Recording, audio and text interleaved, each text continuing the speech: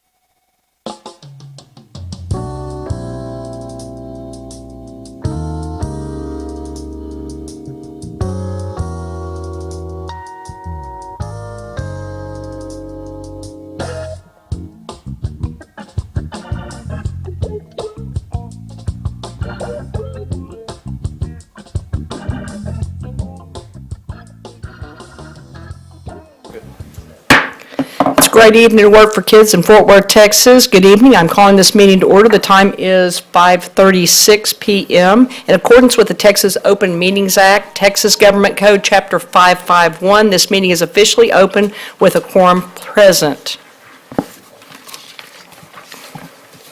Our Pledge of Allegiance this evening will be led by students from Sam Rosen Elementary School. Their principal, Julie Yost, will introduce them in a moment, but first, let's please stand to recite both pledges. I pledge allegiance to the flag of the United States of America and to the republic for which it stands, one nation, under God, indivisible, with liberty and justice for all. Honor the Texas flag. I pledge allegiance to thee, Texas, one state under God, one and indivisible. We are from Sam Rosen Elementary, and my helpers tonight were Sofia Espino, Alexia Espino, Amir Ortiz. and Sam Rosen Eagles. Don't forget to. Soar! Thank you. At this time, Clint Bond from Communications will help us with other recognitions we have this evening. Thank you, President Jackson, members of the board. Dr. Scribner, our JROTC greeters this evening are from the Army JROTC unit at Polytech High School, where Nick Torres is the principal. If they would please stand.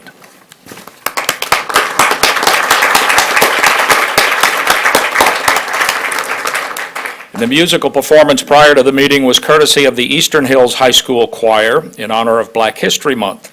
Brittany Haywood is in her first year as their director, and Katrina Smith is the principal. Would the choir please stand?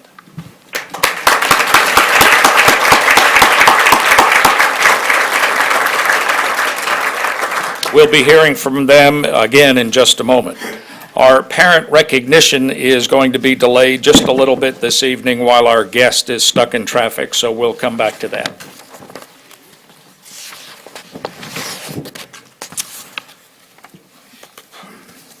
There was also a recognition on the agenda, President Jackson, for Kappa Alpha Psi, and that has been postponed to a later date, just so everyone knows. Each February, the Fort Worth ISD joins in recognizing the observance of National Black History Month. First, let me call your attention to the student works of art in the lobby representing the artists' interpretations of the Black History theme. Schools represented in this display include Arlington Heights, Eastern Hills, YWLA, Dunbar High Schools, World Language Institute, South Hills High School, McLean Middle School, Sunrise McMillan, Mitchell Boulevard Elementary, Seminaries Hills Park Elementary, Maud Logan, John T. White, Daggett Montessori, and Cesar Chavez. That display was curated by our district art director, Beverly Fletcher. Thank you, Beverly.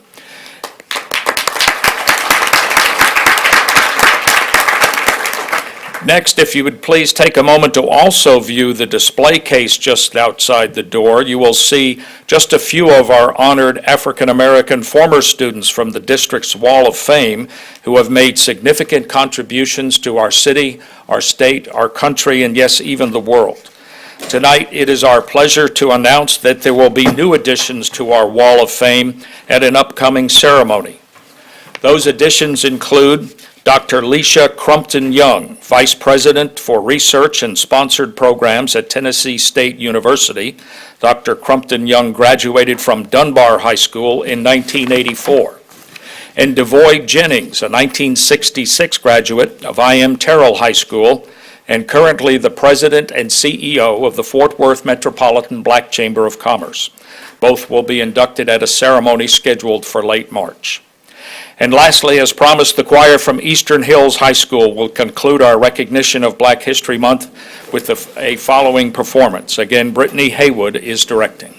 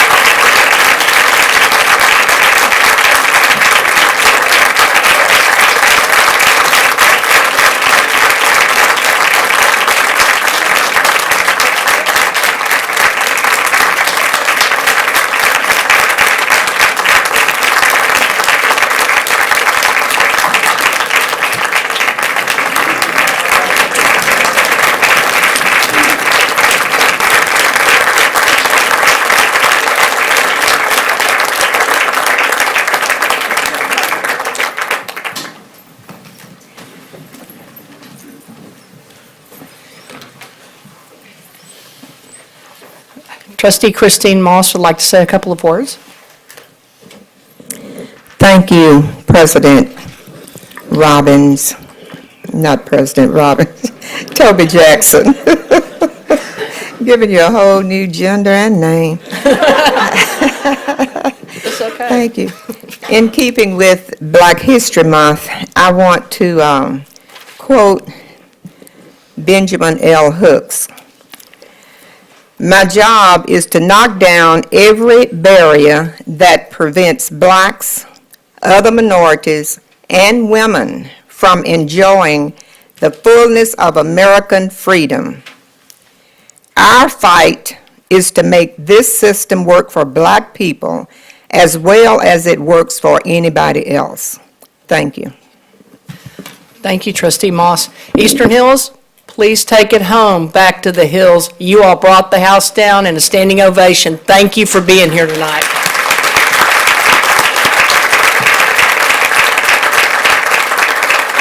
This concludes our scheduled recognitions. We're going to take a very short recess so our guests may depart if they wish to.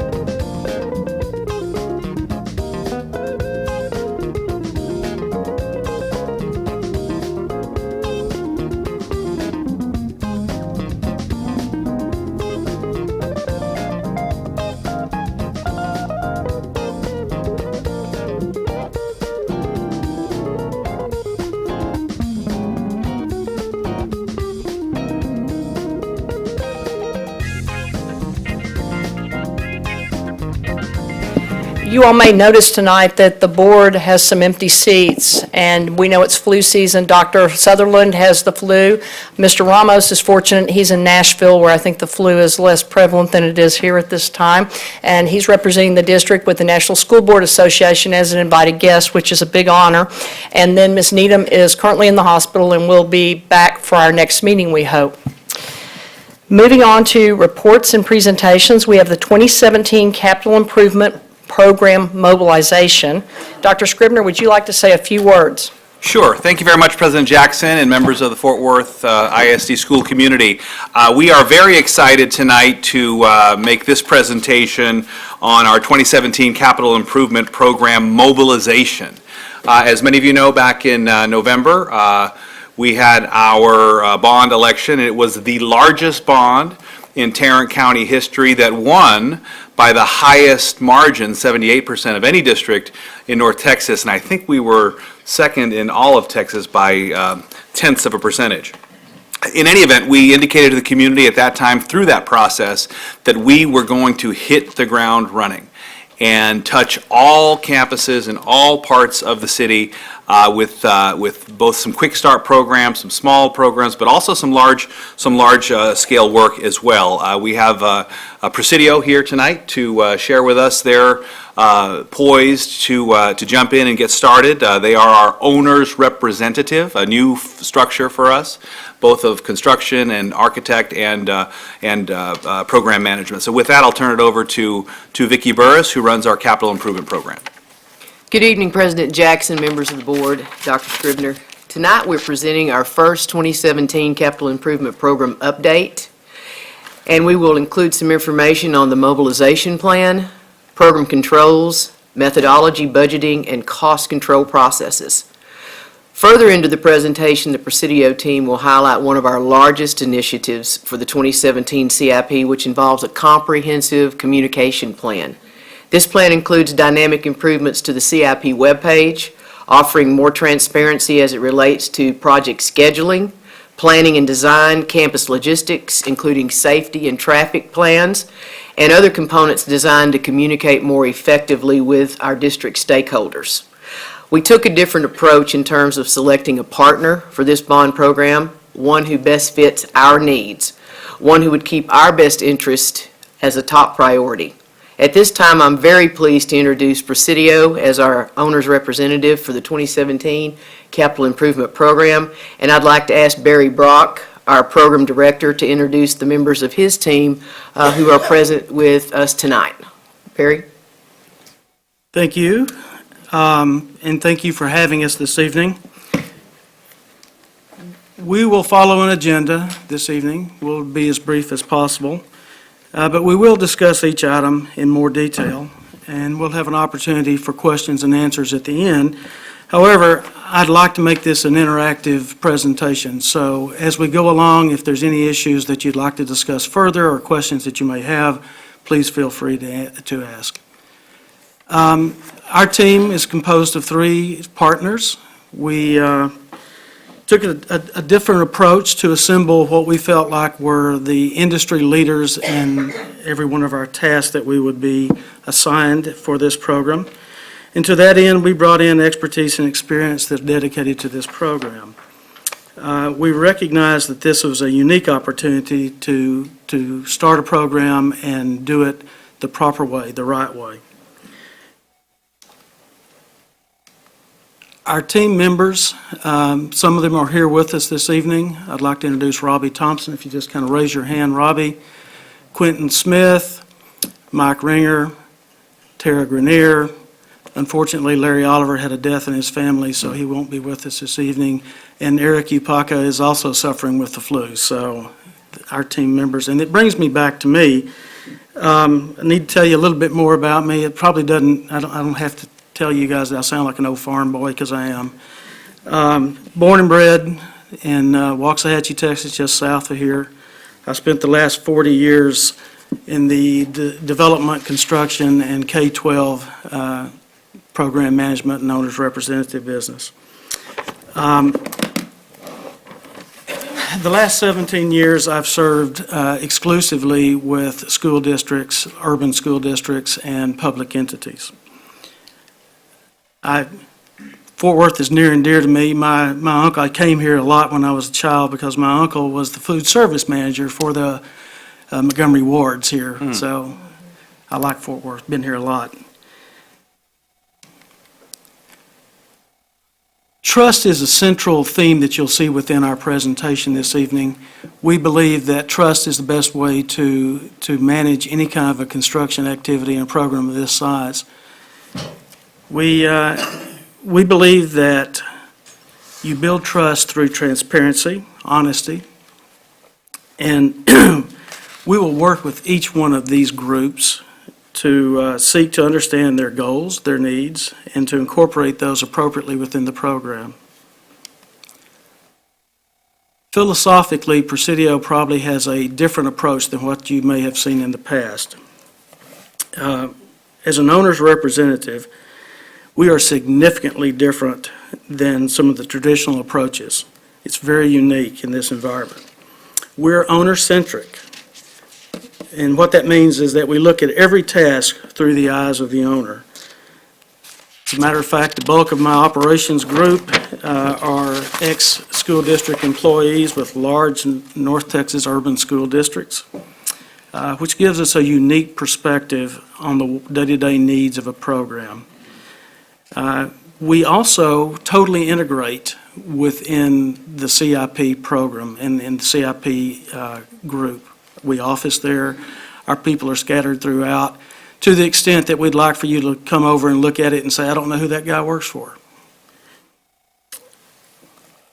We want to make Fort Worth a client of choice. And what that means is that we have worked with local resources to uncover the obstacles that they may have experienced and encountered working with the district in the past. And our goal is to strive to remove those obstacles and roadblocks through process improvement. This will create an environment for the construction community so that they feel like Fort Worth Independent School District is the premier opportunity for them. Working with a sense of urgency.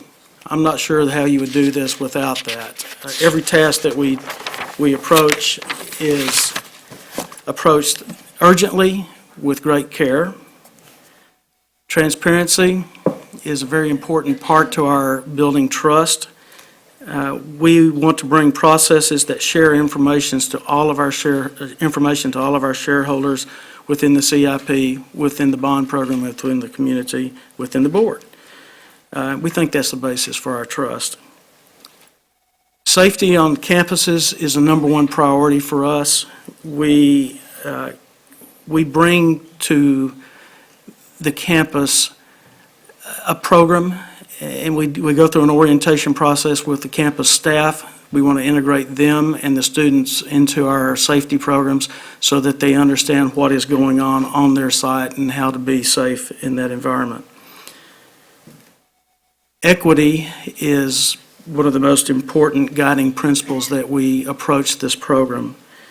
Every student should have and experience a similar educational experience. To do that, we must have equality in all of our district facilities. Before we move on, I would like to say that my team, the CIP office, we've already experienced some of the things that Barry's referring to here as far as breaking down the silos and working more collaboratively. We've really been able, we feel like, to get a real jump start on things. We know that time is money, and that the quicker that we can get to our projects and scheduling our projects, the greater chance there is to preserve our scope. And that's what we're trying to do. I'd like to ask Mike Ringer to go through our communication protocol and how we intend to make this the best communicated program for the state of Texas. Thanks, Barry. You've heard a couple words over and over: transparency, accountability, and trust. Those are some words that we hold dear as Presidio, and part of that, Vicki introduced our communication program and what we're doing, and a big part of that is going to be this website that we want to set up specifically for this bond. And what this website's going to do is it's going to communicate to parents, teachers, students, to the entire community, kind of give a voice to the district that they can see where we're at with projects. They can see which projects are in construction. They can get updates. There's been several good videos. I've had the opportunity to meet with Barbara and her team several times and seen some of the stuff that they put together.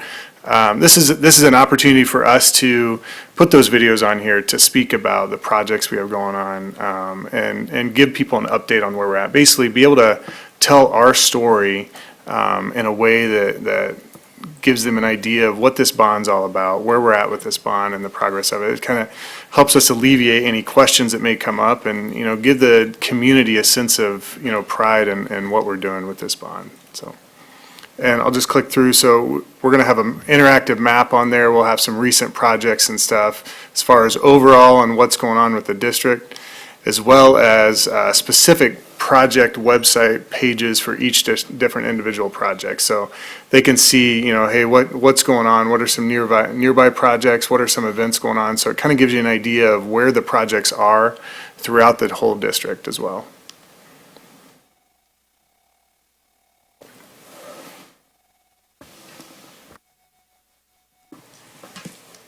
Click through this real quick.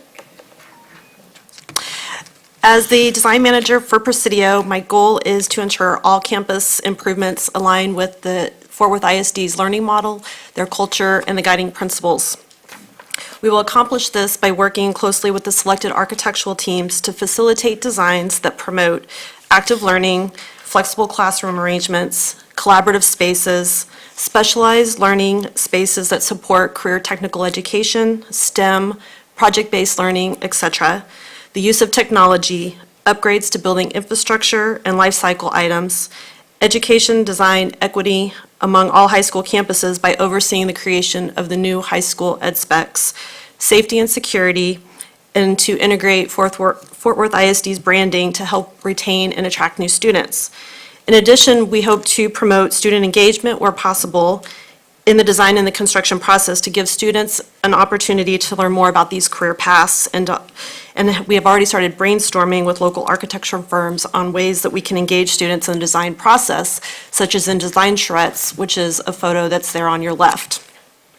Speaking from my own experience, I graduated from Berkner High School in Richardson, Independent School District, and I first became interested in the field of architecture through course offerings through my own high school program. 30 years later, I still love what I do, and I really look forward to promoting opportunities to promote architecture and construction with the Fort Worth ISD young men and women.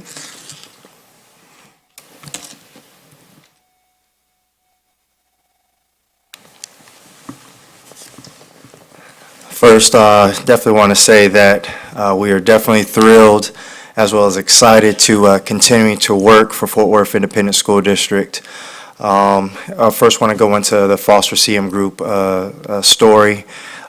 We are a historically underutilized business, and we had the opportunity to participate in the 2013 CIP bond program, had great success with that, and we're just extremely happy and excited that our role has now been extremely enhanced on the fact that Foster CM Group is now in the prime capacity as Presidio. And basically that success story is kind of just regarding the whole spirit and intent of the HUB program, and we're proud of that.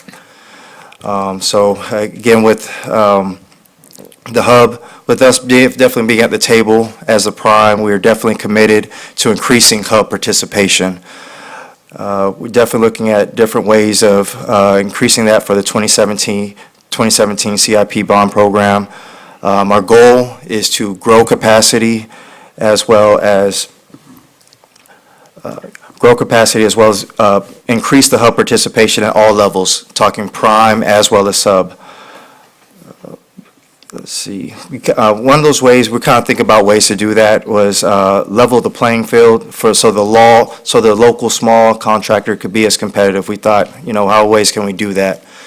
We looked at enhancing bid evaluation scoring criteria to encourage as well as promote joint ventures, mentor proteges, as well as just basically intent of maximizing participation on all levels. One of the areas of opportunities that we're looking at doing this is the quick start projects that we're going to have, and Barry's going to get a little bit further in that in the presentation. Again, also too, we wanted to help grow and invest the local small contractors with educational bonding workshops. And basically, so contractors willing and able, looking to grow, have the necessary information and strategy to do so.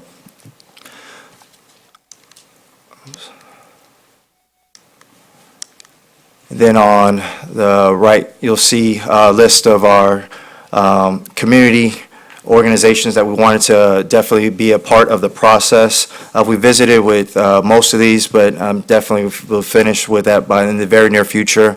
Again, we want them to be a part of the process, so basically we can spread the word about the 2017 CIP program and increase awareness, increase competition, and ultimately achieve better pricing for the district.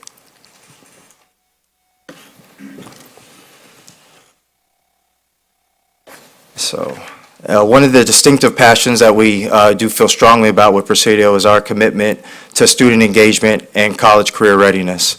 A little bit about my story is one of the reasons why I became an engineer was I was basically exposed to one. One of my good friends' dad was one, and I liked playing with Legos, and I figured I might as well give it a try, see what happens.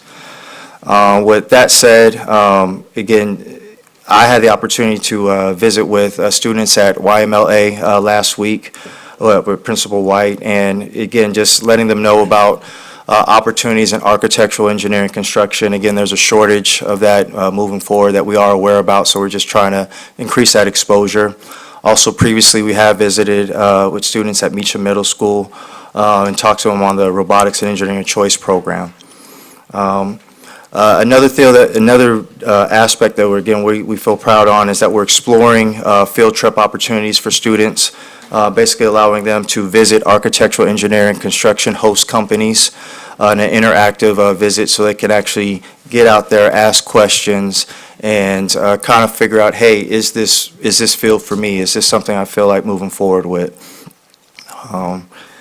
Also, too, with we do plan on continuing great Fort Worth ISD initiatives, programs such as the Reading with Barbers. Again, great, phenomenal concept. I understand it's great success. We're proud to say that we're one of the founding participants on that last year, and we look forward to continuing to support that. I also understand it was recognized a national publication as well, and so great things happening at Fort Worth ISD.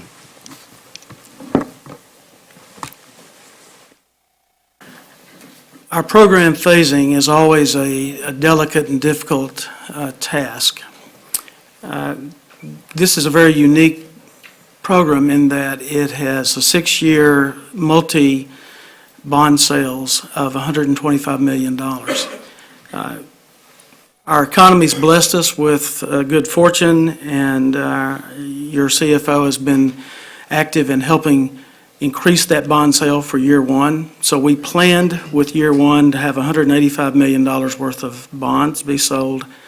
And our phase one will actually roll into phase two, so we'll get the year two sale of bond within that phase one. What that allowed us to do is accelerate almost 50% of the project costs into our phase one projects, $304 million and change. In that $304 million, we have 16 quick start projects that will be able to get started through the design phase very quickly. Accounts for about 20% of $304 million.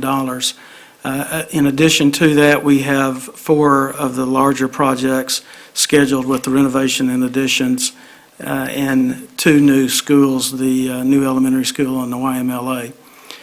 Our phase 2 projects will taper through the next portion of the bond sales. Hopefully the bond sales can be increased so we can accelerate that, but that totals $377 million and change. In terms of the quick start projects, there's 16 of those. We've got some fine arts, I think there's 2 elementary renovations in that, some athletic improvements, and some new field houses. So that concludes our presentation, and we'll open it up to questions.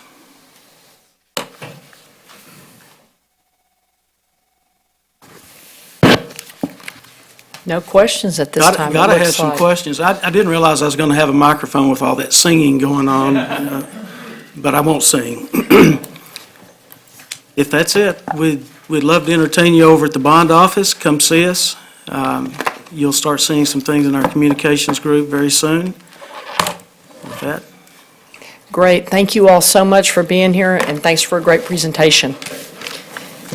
At this time, we'll move on to number 5 on our agenda, Lone Star Governance Goal Progress Measure. Dr. Scribner, would you like to say just a few words before this presentation? Sure. We will be brief, and we hope this will be brilliant. We have some good news. As you know, our district and our entire community is focusing on improving student reading levels, and we assess this at the end of the school year with standardized testing, but we also do interim measures. And in addition to exceptional instruction in classrooms and support for other teachers who are growing in their profession, we are able to report to you that student reading levels thus far have outpaced our expectations. In addition to the instructional program, you're being handed a presentation that also highlights the Achieve 3000 investment that this board made in our students. We set a high bar, and we're proud to let you know that our students are meeting that and exceeding that. And really, it's a question of having as many students participate as possible in this program. So with that, I'll turn it over to our Chief Academic Officer, Charlie Carroll, who can start this presentation. Charlie. Good evening, Dr. Scribner, President Jackson, members of the board. Thank you very much for providing us this forum this evening to visit with you about the fall semester results that we've pulled in from student work at campuses through the Achieve 3000 program. What we're going to be using this evening to talk to you about exclusively is Lexile levels. And the important thing to understand about Lexile levels is they are a national measure of reading proficiency, based 20 years of research throughout the country, including a 15-year study by the National Institutes of Health. They look at text and identify a number based on student complexity and word choice within text, and then place a value on students' ability to read that comes out as a reading level. And so what you're going to see in the first few slides of this presentation is a bit of an elaboration on Lexiles and why they're important. And then we'll get into district and horizontal data across the district. And then I think you're going to like the last few slides in this because we get pretty granular and start talking about individual campuses and some bright spots and successes. So without any further delay, I'm going to hand the presentation over to Sarah Arispe, and she can get started with the next few slides. All right, good evening. So as Mr. Carroll indicated, students take an assessment which yields a Lexile score for the student. In the Achieve 3000 system, that's called level set. They take that at beginning of year, middle of year, and end of year. The student, after they take their Lexile, is placed within a Lexile range. So if we have a score for Toby that is 500, her Lexile range would be anywhere from 400 to 550, and we want to place her in text at that Lexile level so that she can be successful at comprehending at least 75% or more of what she reads. This chart board, you have a full-size copy of that at the very back of your packet as well, if that's small. This simply shows that the Lexiles can be divided at any grade level up into 4 categories: below level, approaching level, on level, or exceeding level. And that helps teachers to group students for interventions and additional instruction. So a Lexile generally for a student will be anywhere between 5 and 2,000, that's the scale. We also have some students who are pre-readers or beginning readers who may have a score that has a BR, beginning reader Lexile. But our goal is to have a Lexile for our students by the time they graduate high school of 1,300 or above, because that's the college readiness standard. Depending on the job that a student wants to go on to, they may need a higher or Lexile in some than others. And one neat thing about Achieve is that it provides students access to a career center where they can look at the careers that they're interested in and see what Lexile they need to be successful in that career and use that to set goals for themselves and then track their progress toward that goal. I know that you've all heard Dr. Scribner say that our goal for every student is a 200 Lexile gain each year, and that's a great aspirational goal, especially for students who are coming from behind. They're those below-level readers. We need them to gain even more. So I want to look at some of the data with you. First, we're going to talk just about overall Lexile growth. So our students, based on their original level set test, we're expected to have, by the first semester, end of the first semester, an average growth of 32 Lexile points.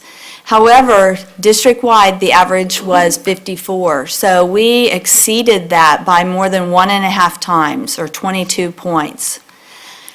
For the fall semester at elementary, the gain was even greater. The expected was 46, actual was 77. So they exceeded that expectation by 31 points.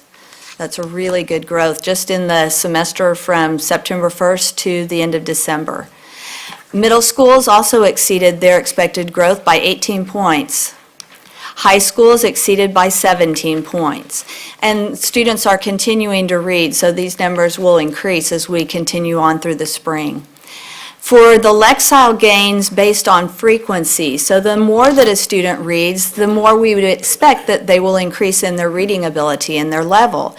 Our expected growth again was 32. For students that had at least 40 reading activities with Achieve in the fall semester, their actual growth on average was 87 points, so more than 2.5 times what was expected for students whose teachers are consistently using this, and that could be in literacy, in science, or in social studies, so we want all teachers supporting the reading of their students.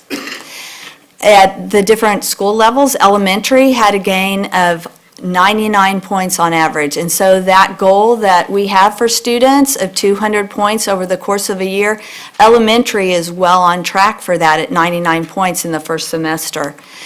Middle schools exceeded the goal by 41 points, so 71 versus 30 expected.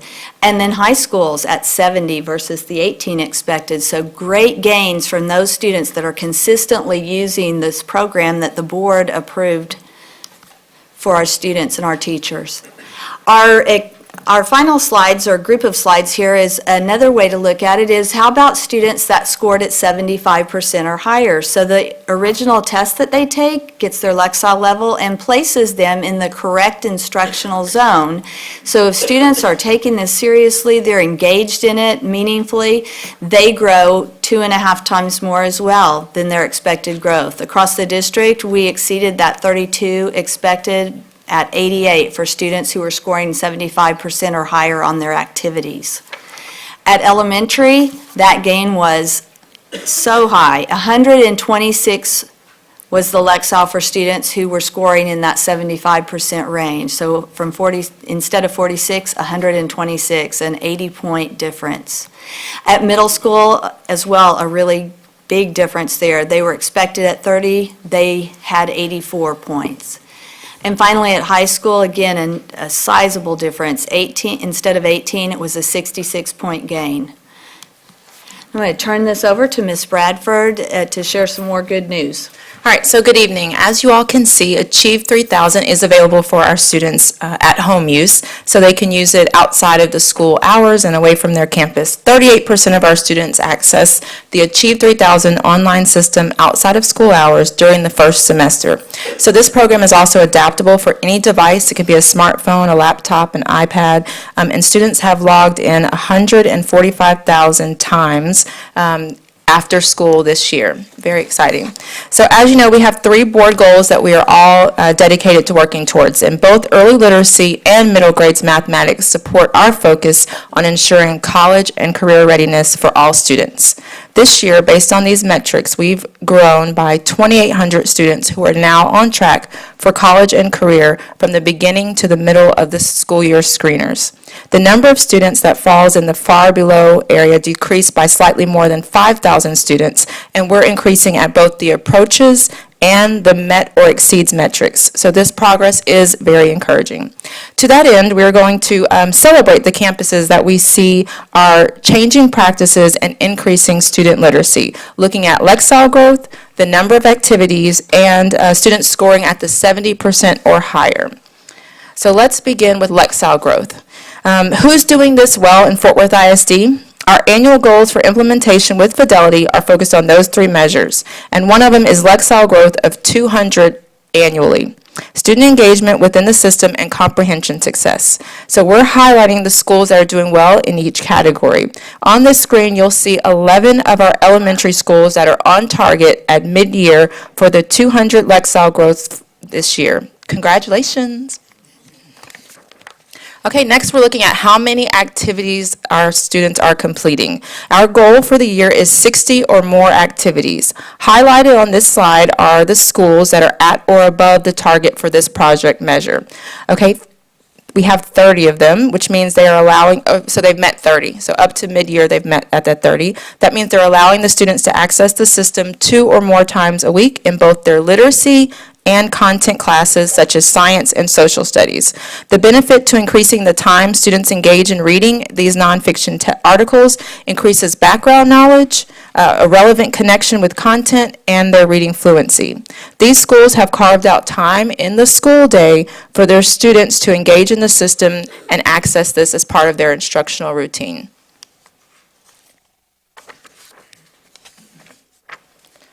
Okay, next we're going to look at our first try score of 70% or above. Engaging with the system is only as beneficial as the comprehension gains that students receive as this benefit. The 61 schools highlighted on the next 3 slides have an overall first try score of 70 or above. This means students are reading articles at their level and answering comprehension questions about the text correctly. This measure to me is the most impactful because it really shows that learning is happening on a weekly basis in classrooms across the district.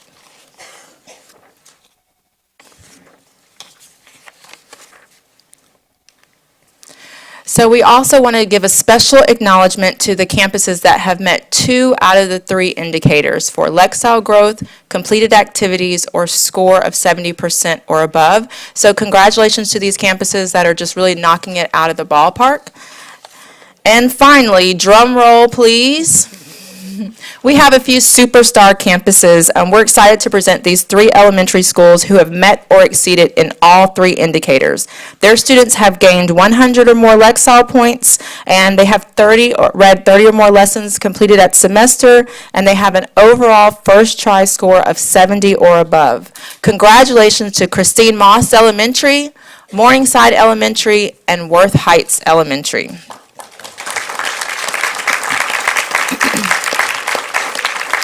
So what does this mean for student learning? We believe that every student can grow 200 Lexile points each year. We've seen a great mix of schools experience success across the district. In high-achieving schools, every teacher is a reading teacher. When a science teacher gives students an article about photosynthesis before the lab project, he engages and enhances the students' learning experience, and they're now reading as scientists would read. Teachers are teaching reading outside of the reading class, which has an impact on student learning in literacy, science, and social studies, and it's embedded in content as part of quality instruction. Thank you so much. Any questions? Trustee Moss? Thank you, President Jackson. I was sitting here asking Dr. Scribner several questions, and I think I missed part of the presentation. And I think part of it I didn't understand, so I want to make sure that I'm understanding. If we could go back to page 21, the Lexile growth, and the campuses, this is the growth on 21. And the campuses here, you've done a very good job with the progress. And I was looking at the first part of the report. Now, when we come to Lakeside growth, I'm looking at that, but I was looking for, now, how many IR schools are on this particular list? Page 21.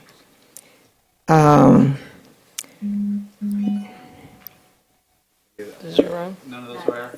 No, okay. And that's the, okay. Now, you talked about completed activities. These are the activities that support the Achieve 3000 learning. Is that what? Yes. Okay. And that was different from, okay, the schools that completed activities, page 22. Yes. How many of those are our schools? No, one of them is. None. Mitchell. Mitchell. I'm Mitchell sorry. is, It's on the next 20. page 22, completed activities. I didn't see Mitchell, I guess I overlooked Mitchell. On page 23. Well, don't carry me too fast, I'm trying to understand. Okay, page 23. We have completed activities, and you have, out of all of those schools, how many IR? One. Okay, in page 24, this was different. Page 24, score 70% or above. Now, Dr. Scribner said that was the first time. The first attempt. Oh, okay, because what did you call it? First time score. First time score. Okay, well, see, I didn't know what that meant. And I was trying to figure something out with the 70% or above. So students are able to take the test a second time to register a higher But doing the score. first time, this is their, Right. the improvement we had. Okay, so page 24, I see you do have low-performing schools or IR schools on page 24. Page 24. No. Perhaps not IR, but some of those are. Some formerly IRs. Struggling. Formerly IR. Forest Oak is, Oak Middle it's, School, Forest Oak, yes. formerly IR. Yes, and Handley. okay, but do you have any that's presently, okay. No, ma'am. That's page 24. And then the 70% or above, I thought, this is good. But I was concerned about the schools with the most need. Now, page 25, Polly, Parley is IR currently. did they just move? They just cut off. I thought I saw a list with Polly off. Several are off. Yeah, It's the only high school. it's the only high school on. Parley is the only high school, yes. Okay, well, I was looking at a list at TEA a couple of days ago. And so Polly is, on page 25, Polly's the only IR school. That's right. Yes, ma'am. And page 26, who's on there, IR? Is Wedgwood 6? It's Wedgwood, 6. sixth grade middle school. No, sir, that's not IR. Okay. No, They are not IR. no, ma'am. No, they're not IR. And we are making so much progress, but I'm still concerned about the IR schools. We need to make progress there, and I'm not beating down on you or complaining, but I still say, Fort Worth ISD, we made all of this progress, and it really looks good, but we still leaving schools behind, and that's not good. And I know you're working hard to bring them up to standard. And so I'm sure the next report that we get, we should make more progress. And page 27, met 2 or 3 indicators. That's always good.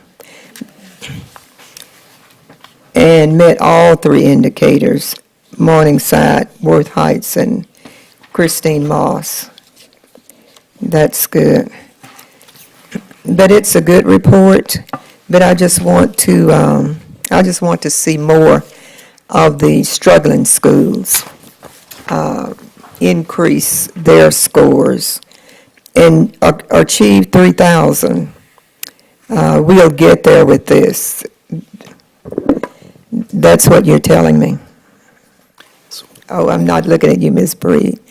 We could definitely provide you Carroll. with the information on the IR schools too, to the entire board, if you would like to see what their numbers are. We could, I know one of them. You don't even have to ask. That's always my question. Yes, happy to do that. Why don't we see their grades? Because this does not help me when I don't know where the struggling schools are.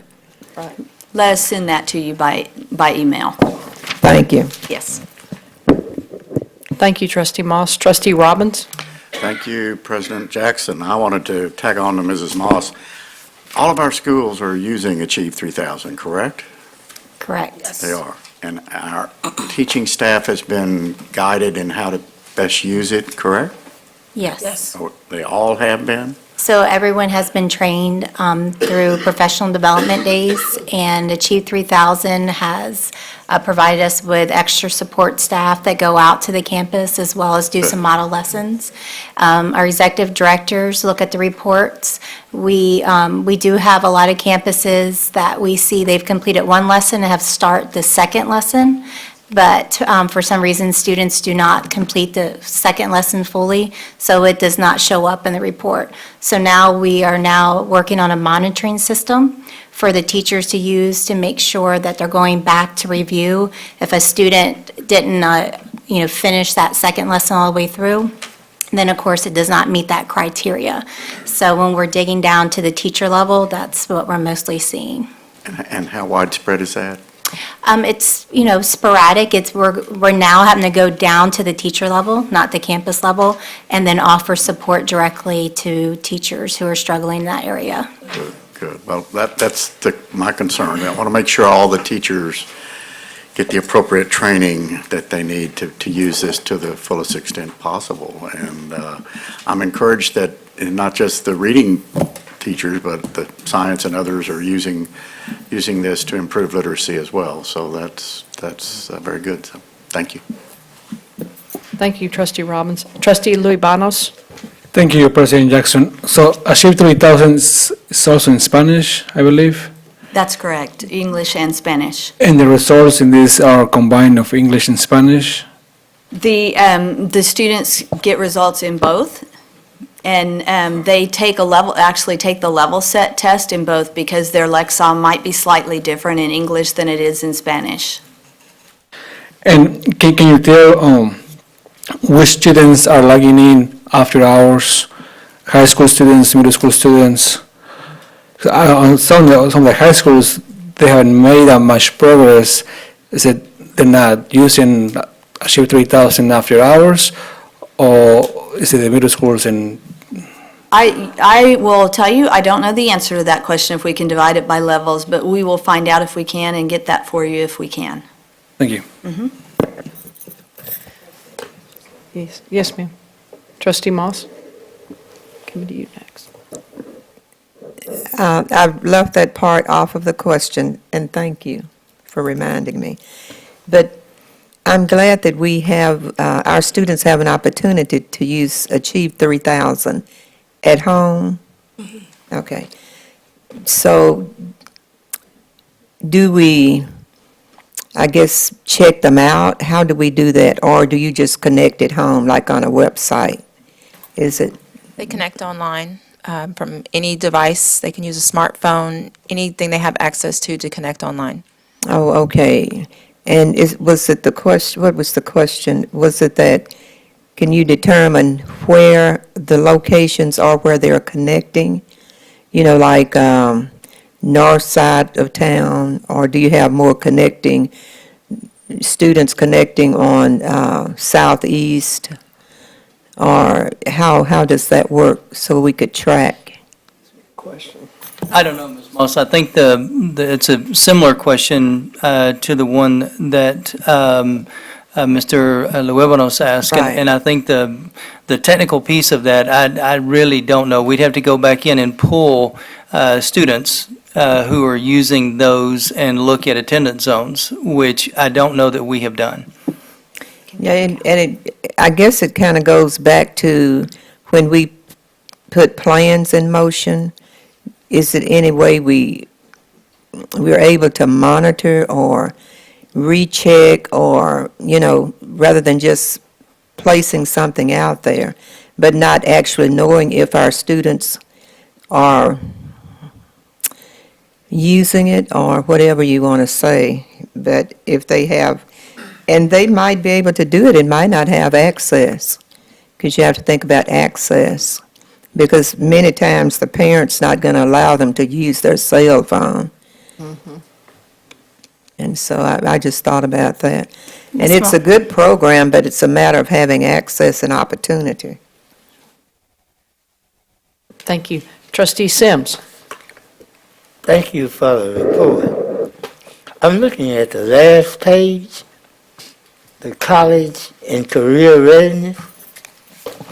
I'm looking at grades 1 through 12. Not being on track and being on track. And then in the next line, you talk about, I guess you're talking about the schools that fall far below, those that are approaching being college and career ready. Excuse me. Then those that meet and those that exceed. What schools fall in these categories? Can you tell me that? Those, Dr. Sims, that's a great question. Those categories actually apply at the student level, so that a student, based on what their Lexile score is from the level set assessment, would be in one of those categories, and that helps their teacher when they're doing small group instruction to group students accordingly and give the appropriate interventions, in addition to other data that the teacher has. So Well, I think that's those are good actually student level. for it to be student level, but we need to know what the schools are. I think it's very important for us to know where these schools are. And I would like to see us come in with more information when it comes to what schools are being grouped in these categories.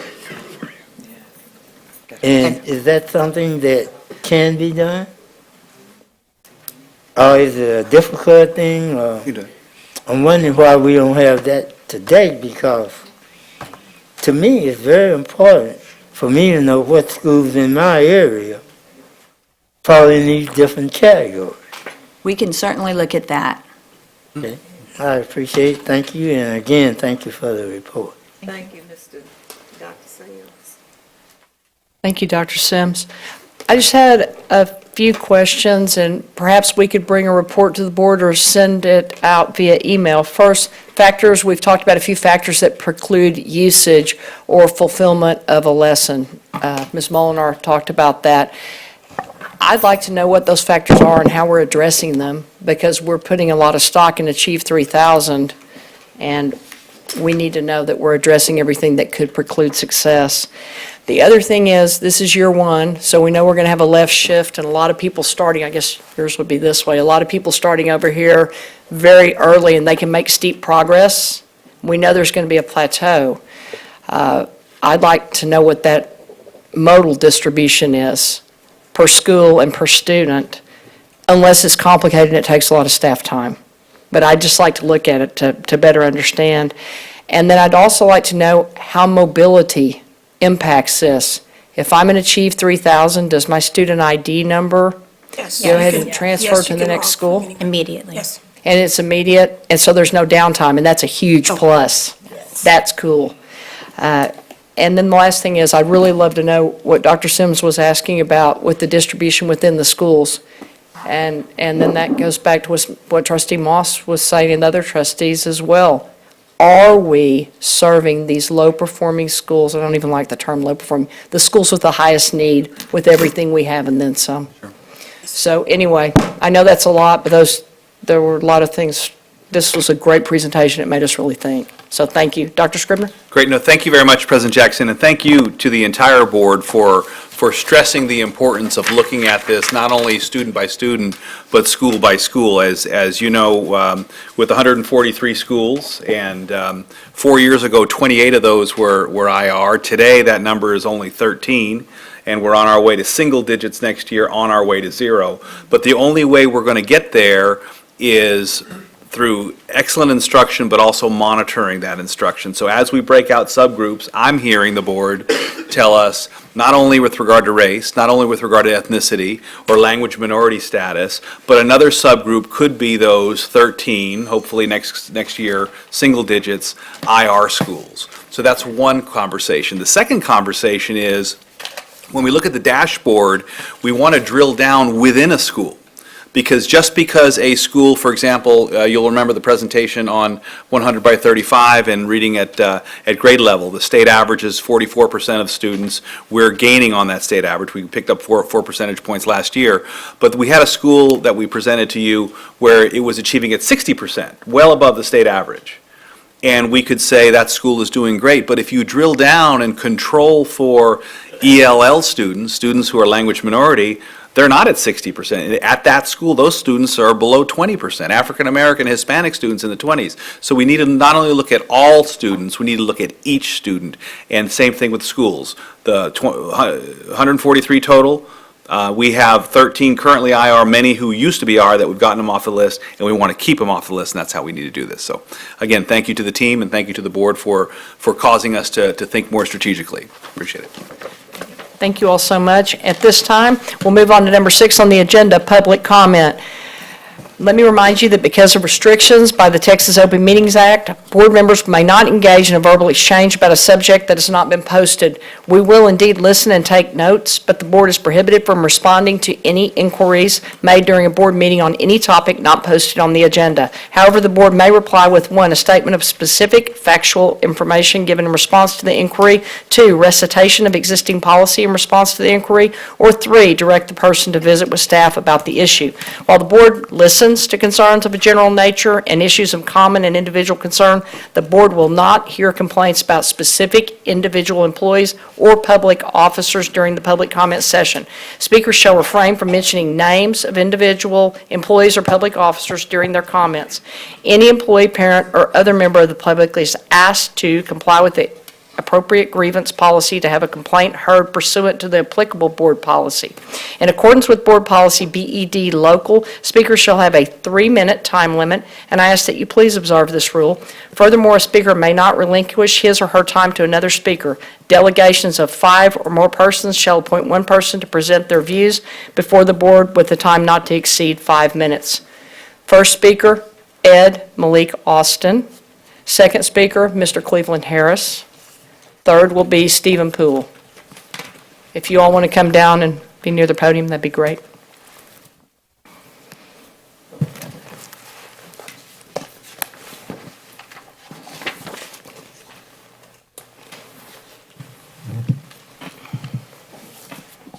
Good evening to President Toby Jackson, Superintendent, and the rest of our board members.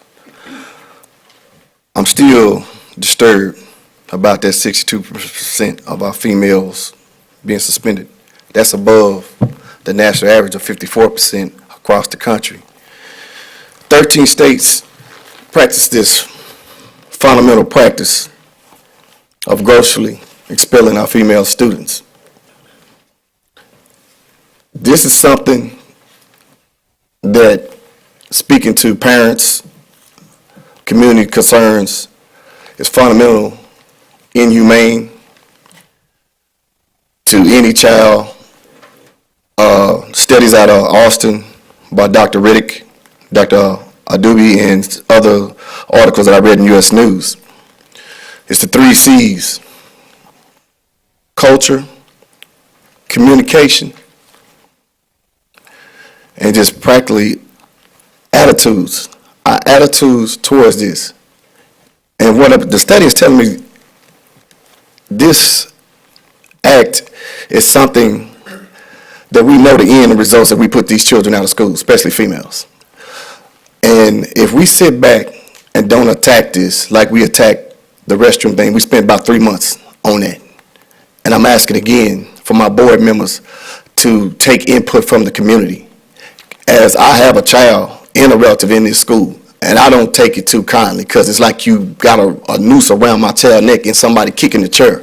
So we're going to have to reconstruct some policies, have to be changed. You have to listen to parents and community because according to 26001, we are all partners. According to the U.S. Constitution of the United States, parental rights and laws, these children don't belong to y'all. They do not belong to y'all, so you have no right to impose these things that are going to violate the 13th and 14th Amendment of the U.S. Constitution. And so being that said, that we're going to have to go back to the table and get it right. We must get it right until it just too conveniently at this 62%, we came up with programs and money for organizations that quickly and that fast before. Nobody called me and said, Mr. Officer, we got a problem. But when my child is absent, bling, bling, bling. When it's time for progress reports, bling, bling, bling. Why wouldn't I call that about this 62%? And we above national average. Austin ISD has went through the same thing in 2014. We know this is a problem, not only in 4 of ISD in this country. It almost like it was orchestrated, understand me, but we're not going to tolerate it, and we will hear more from us on the 24th, and I'm asking that the community be heard first so we can get this right, because these children do not belong to 4 of ISD. We just allow them to go to school in 4 of ISD. At any time, we can pull the plug and pull them out. And so, Mr. Superintendent, I ask that respect to the community. Let's have forums. And you're saying you're transparent, sir, and I'm asking you again, Mr. Superintendent, let's get it right. Thank you. Thank you. Thank you, Mr. Austin. Mr. Cleveland Harris? I would like to piggyback on a little things that sometimes people don't understand. Piggyback on Ms. Mouse and Dr. Sims. The issues that we're having in our community is, in the schools that you're talking about, there's a behavior issue there. And in my research, I read that the LEA must use a self-assessment of the IEPs, the use of positive behavior intervention and supports,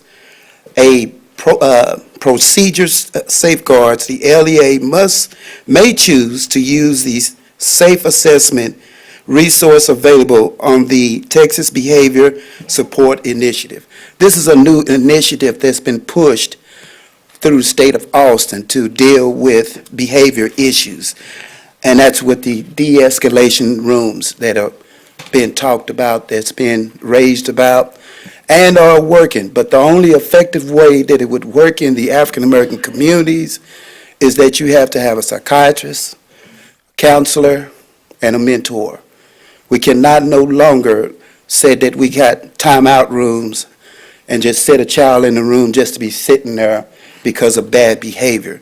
We have to seek the issues that that child is going through, being home or school or bullying, or there's something going on with our students for them to have this type of behavior. With 86% of African American males being suspended, 62% of them are girls, and you only cover 24% in the school's district. Something is wrong. Not everybody has to be suspended. And if you know about in this job marketing, they don't care how smart you are. They just want to know that your absentees and your citizenship, that you will come to work and that you will be there on time. That's what they're looking for. I know because I've worked for a big company, LTV. I put in 10 years and I understood exactly what was going on. So in our schools, we have to look at what are the behavior issues that our children are going through. Some of it is psychosis. Some of it is that they've never been taught. It's a whole slew of social issues there. But we have to start working with it. Are they doing this now? Yes, and it's called the penitentiary. They have counselors. They have psychiatrists and they have mentors. Why do we have to wait till our children go to jail for them to get what they need now so they can curve that issue? But it's not happening. So I'm asking, with the Texas Behavior Support Initiative, I'm asking that we be at this convention, somebody be there, so we can get the news on how to deal with the issues with our children. Thank you. Thank you, Mr. Harris. Mr. Poole? Good evening, Ms. Jackson, members of the board, and Dr. Scribner.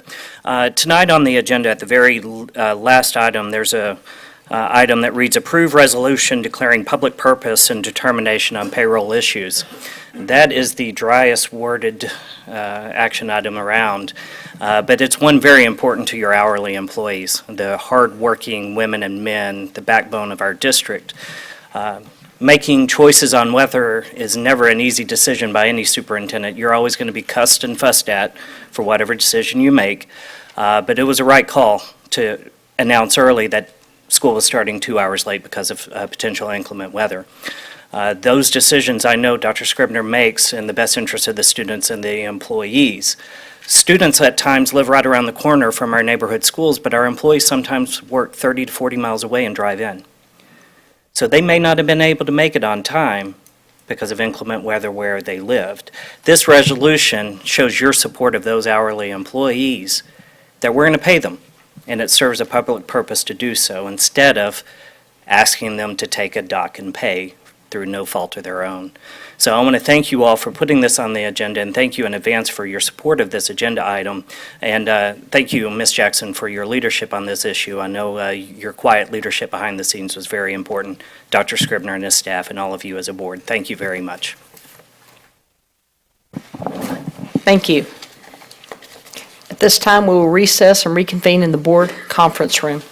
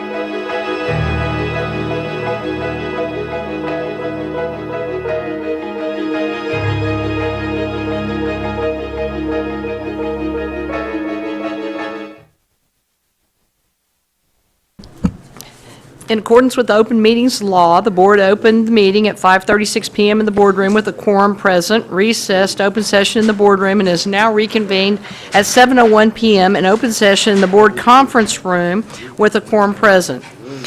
As board president, I am making the following statement in accordance with board policy BBFA local.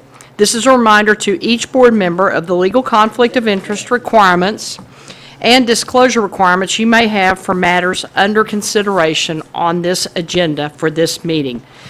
If required by law, board members may recuse themselves from all discussion and may abstain from voting on any matter pertaining to such a disclosure. At this time, Marcy, are you ready to take us through the trustees' toolbox? Just want to give a brief synopsis on this. Trustees' toolbox is something that I asked staff to bring forward for us so that we had one toolbox, one app where everything is that we do. So Marcy's been kind enough to develop that and present it to us tonight. Thank you, Marcy. All right. Thank you, President Jackson, trustees, and Superintendent Scribner. So this is just a brief overview. It'll take about 10 minutes, 15 minutes at the most. At the very end, if at any time you want to visit with me independently, I will be more than happy to do a one-on-one tutorial at your convenience so we can get you set up with this tool. The project background, description, and project scope is on this first page. It originated, as President Jackson stated, was that with her and Christine Moss in an effort to streamline board member productivity and information. And the toolbox offered synchronized scheduling, online resources, pre- and post-meeting references, legal and policy updates. So this is all going to be available on your phone in one place, on your laptop, iPad, anything like that. It'll be accessible to you in any location that has Wi-Fi ability. These resources will provide the school board with access to information that will assist with planning and governance, organizing pre- and post-meeting activities. The resource will provide the school board with access to information such as planning and governance, organizing these meetings that we said, and linked users to existing intra- and inter-district information, scheduling and viewing with shared Outlook, a shared Outlook calendar, which is really big, giving access to school trustees, permission, approved users only, meaning only those individuals that have access can get to the trustees' toolbox, giving trustees the ability to access the application on their phone, tablet, iOS, and Android devices, and multiple resources in one location. Just kind of the overview, but again, we'll go over it in a live location as well. So what does it look like? It's Learning is a digital learning management system, LMS, you might have heard those acronyms before, that we are currently using in the district. So campuses, departments, and other district groups are using It's Learning to maximize communication and publishing of this information. So it's currently already used in the district. It is not an additional expense. The trustees' toolbox is built with this existing application. So what does it look like? Here is a screen capture of the board member records request.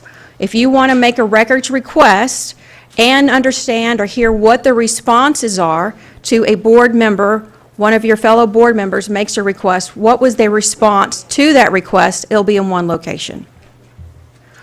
The calendar, one place for you to go to see what the events are going on in terms of a board meeting, a community event, any of those types of activities or travel. Contact, sometimes I know it's difficult to go to the board, as accessible and as nice as our web page is. Again, you would have to go to the web page, the Fort Worth ISD web page. Here it is, one location for you to navigate. Legal updates. Our legal team can also give you summaries of Senate bills, monthly summaries, and House bills, and prior to meetings also give you information regarding personnel, contracts, or anything like that that you need to have some information, and that's going to be updated by our legal team.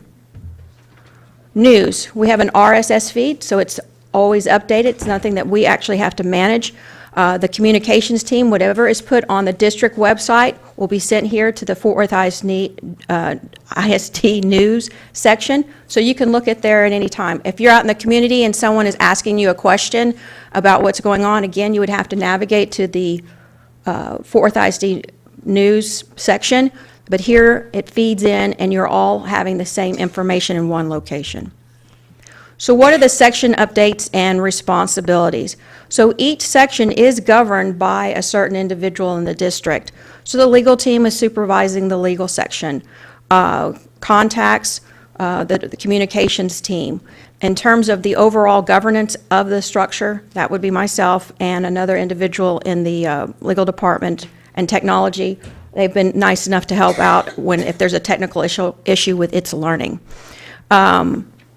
We're just going to continue going on there. Lone Star Governance, here's an example of some of the things that can help you in terms of retrieving information. I know that sometimes when you send an email out and you have to look for that information again and where is that document, it's all located in one location for you to retrieve. What does this look like? If you were to go to the iTunes store or the Google Play, I don't know how many of you have a Apple device, or iPad, you can go on there and you get the It's Learning logo, and you log into It's Learning. It's the little orange teardrop logo, and you log in with your Fort Worth ISD first name, last name, Active Directory, and your password. After logging in, you'll see on, I don't know if that goes up there, but on the one side on the left, that is the profile that you would have on your phone, and on the right side is what it actually looks like on a laptop. They do the same functions, it just looks a little bit different. They both access the same information. For example, on the left side, on your mobile or your phone, you see the little folder, that's a resource, and on the right-hand side, it has the same application. So the resource is going to that master folder. Again, I can walk you through this individually so everyone feels comfortable. This should not be something that you feel uncomfortable about. It's something I would be happy to do. If you look again on the left-hand side, if you look at calendars, that folder, there's also an icon that brings you to the calendar. So there's multiple ways to access this information. Again, this is what the calendar would look like, and a version of how to access the calendar itself. So right now what I want to do is actually go to a live version, so it takes me just a second to switch to the phone version, if you just give me 1 second.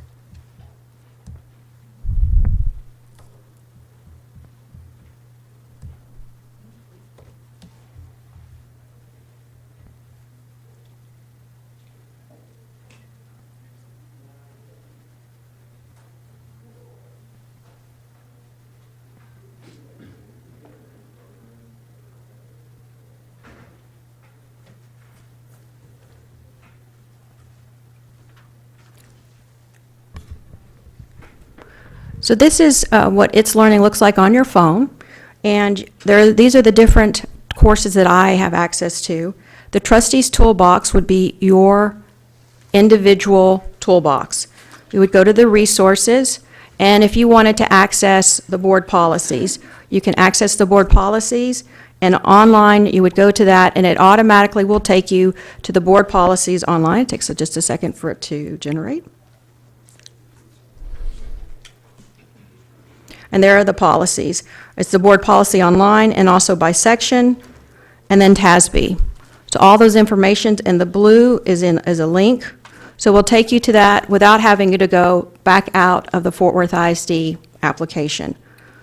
Using the back arrow, you're back to your main page. For the board members and your request,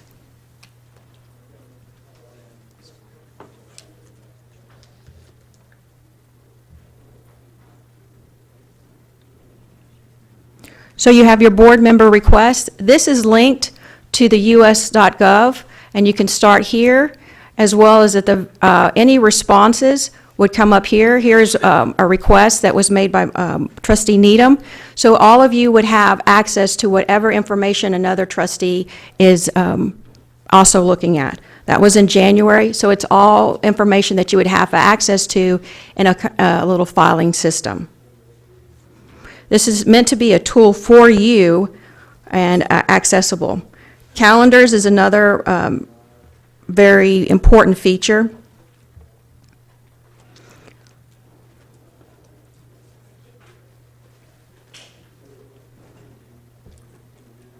Takes just a second to generate. So it has different dates on it right now.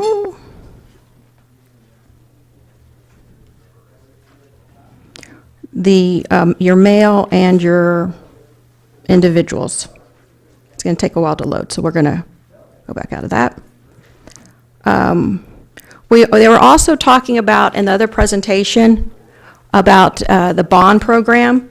We have links that we can also put to you, that you have campus bond information. So again, they're talking about having a link to that information. We would put a link in here so that you could also go to this at any time and have access to those web pages. This right now is linked to the Fort Worth ISD links, and you can see any of the information for all those different schools and what's being done to those schools. And that's about it in terms of the functionality and its accessibility on your laptop, your phone, and any of your mobile devices. So if you have any questions, I'll be happy to entertain them. Thank you. This will be wonderful. Is there a way to search policies by subject? Yes, sir. So in here, under board policies, we can do by subject. There's TASB by subject. So you have personnel, instruction, and students. But is there a way to search within those subject areas? Board policies? Could you type in, yeah. Yes, Yeah. sir. If we go to board policy online, I can hear and I can type in whatever subject I wanted to put on there. Thank you. Yes, sir. Thank you. Does anybody else questions? Marcy, and you'll be available to do one-on-ones with each of us? Yes. Or at least I'll speak for myself. I'll come by. Yes. Great. Thank you so much. I know how long you've been working on this, since August, July. Long time. Thank you so much for doing this and doing your real job all day, too. Thank you. Thank you.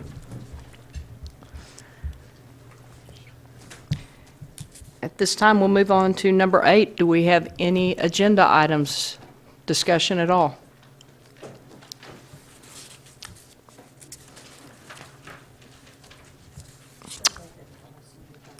Consent? On 9J, consent agenda items, if we could all look at that for 1 second. That's approving a second reading revision to board policy CKC, DK, EF, EFA, EHDB, FEA, and GE. There is no, and I want to just confirm this with staff, there is no X policy in this, and these are all updates. And that's correct? From TASB, is that correct? There is no X policies. Now, the majority of them are TASB updates. There are some local language. DK local deals with the teacher voluntary list. My apologies. DK Local does deal with teachers being able to get on the voluntary teacher transfer list, so that is local policy. There were some changes to that. Some things were moved over to regulations, but all of those changes, we believe, are employee-friendly. But there's, everything else were recommended changes from TASB's based on some changes from the 85th legislature that just occurred. Thank you, Mr. Mungy. And also, this is in compliance with Lone Star governance to attempt to make meeting times shorter. That is focus more correct. on All students. policies are to be put into consent agenda items unless there's something that a board member wants to pull out. But that's why we put them in the consent agenda item. That's correct. Great. Thank you so much. And thanks for your work on all this. It's a welcome. lot of policy. Thank you, Ms. Hall, too. I see you back there smiling. It's like a relief it's all done. At this time, we're going to recess and reconvene in executive session.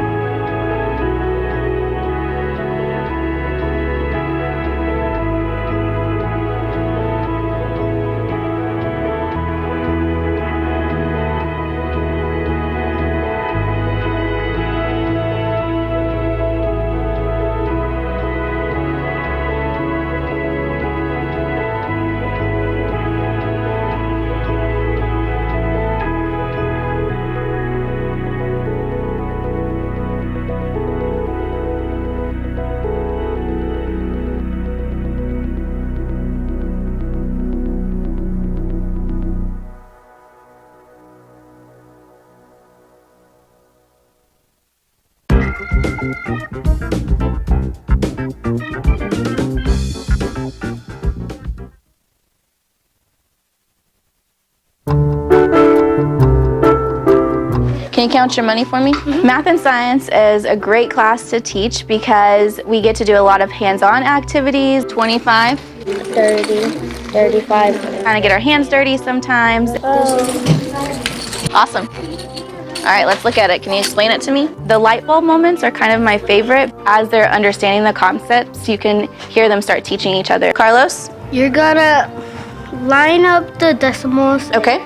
I've known I wanted to teach here since I was like 10. How did you know to subtract? There is a lot to absorb as a first-year teacher. At first, it can kind of be overwhelming. All right, let's quickly get it together. I have a fantastic team. There's lots of opportunities to reach out to people, whether it's a new teacher induction specialist or a campus mentor, or even your teammate. My new teacher induction specialist is Miss Erica Carranza. She'll come and observe and kind of give feedback and say these are the areas you can work on, or these are the areas you're excelling in, which is always super appreciated. I would love for my students to leave my classroom not only with the knowledge and skills academically, but also with the confidence to be able to speak in front of a classroom. $7,000. As well as collaborating with peers and adults. You have 52. I love it. Good job, guys.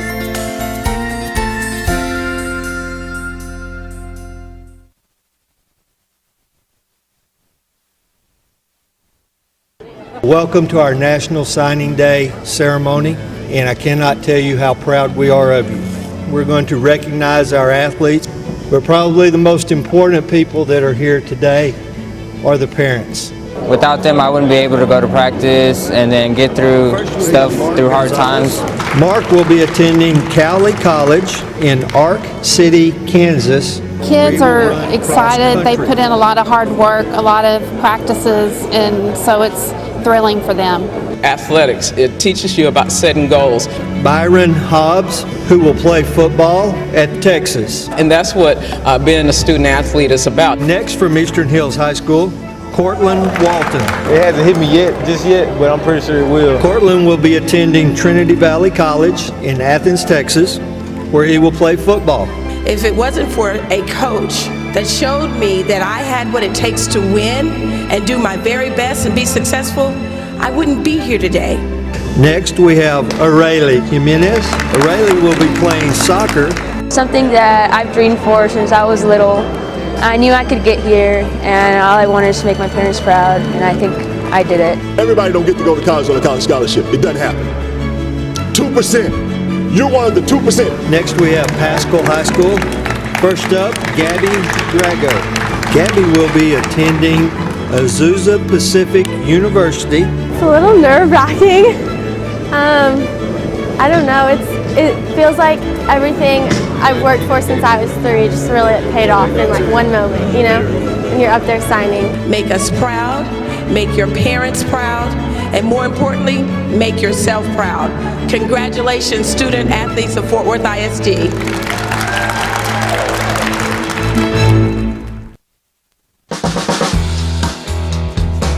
My name is Joshua Duran, and I've been driving a bus since May of 2017. Y'all ready? I'm going to stay on this route because it's a good way to begin in the district. I mean, it opens a lot of opportunities. You're able to see what's out there. There's many advantages working with transportation because you clock in at a certain time, you clock out, and then you got like maybe 2 to 3 hours in between. I'm being trained through Fort Worth ISD to be a mechanic. Clock out of Fort Worth ISD transportation, I clock back into the shop. I like working with my hands. You got no better tools than these right here, right? So I'm getting paid while I'm being trained. It's a win-win. I'm also studying to be a teacher as well. I'm just working on my associate's degree at TCC. Right now, I'm in my 2nd semester. It's a great place because, I mean, people you work with are amazing. This has been a good decision. I mean, it's blessed me a lot. I'm driving the bus, and I like working with the kids also, and I'm just going places. I feel like I'm making progress in my life.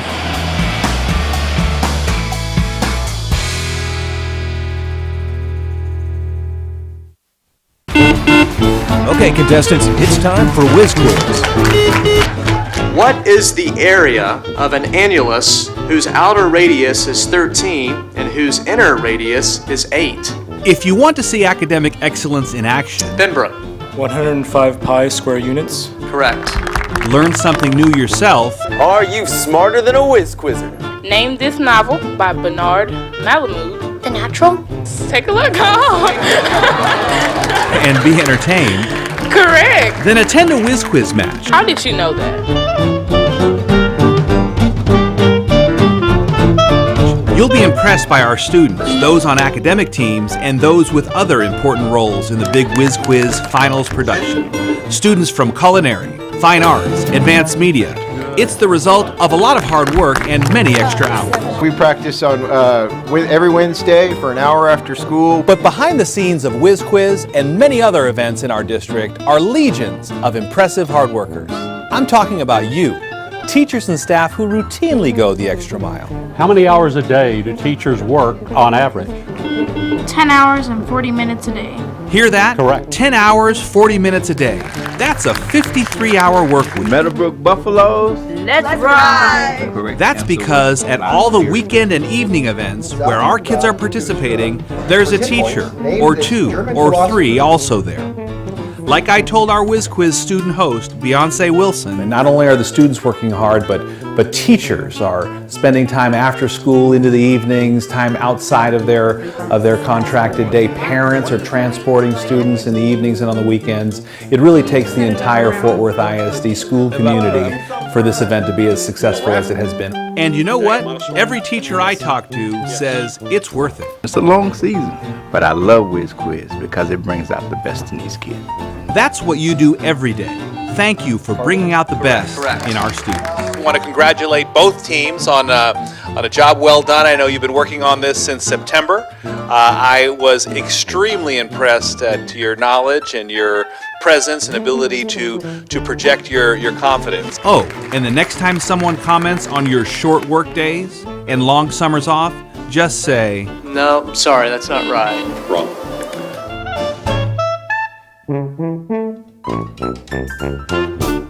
We'll once again have the opportunity for you to introduce yourselves. My name is Jacob Coffey, and my favorite meteorologist remains Jeff Jameson. And it still didn't get you any points. My favorite meteorologist is Al Roker. Okay. That takes away 10 points, actually.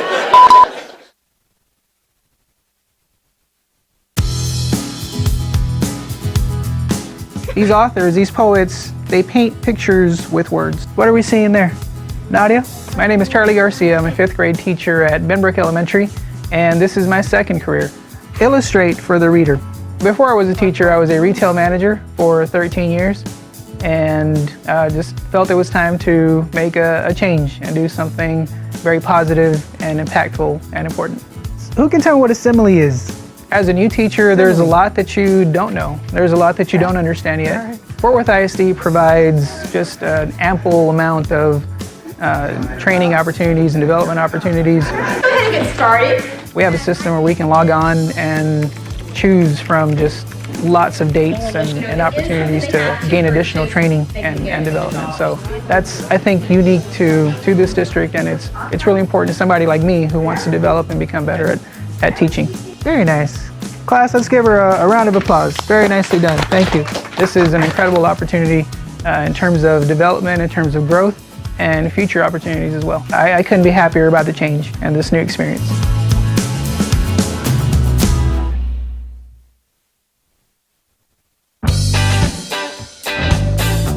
My name is Anita Tatris, and this is my school.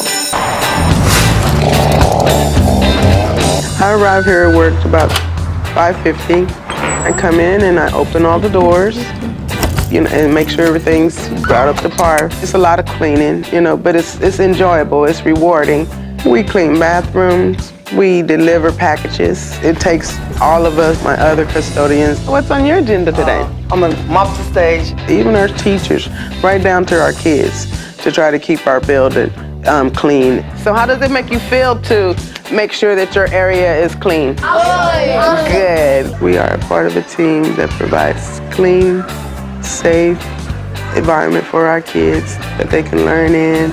I'm very proud of my team. It's like a family environment. That's the best part of my job, my kids. Y'all doing okay? It's like I have a whole lot of kids here. They're my kids from another mother, you know, so.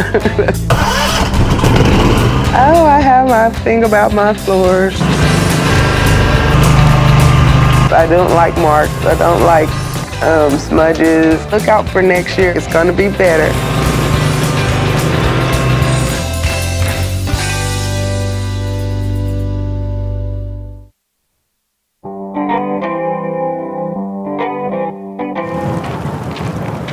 My name's Chase Swint. I drive a school bus. I'm a retired state employee after 27 years, and so I was too young just to sit home. So I was looking for another career. I have to get them from point A to point B safely. That is a very large responsibility. That's my number one responsibility. Good morning. To learn to drive the bus is, you think, I'll never do it, but you learn to. The hardest thing was backing the thing up, but you learn to do that. Once you get used to it, it's no more difficult than driving a regular car. See how many kids I had this morning. I have about 5.5 hours off each day, which I like because I take care of all my personal business, stuff like that. If I choose to, I could work during this time. I could do field trips, I could do standby. Good morning, Jen. Good morning. We have sick leave, we have vacation time. I'm paying into the teachers' retirement systems, health insurance if we choose to.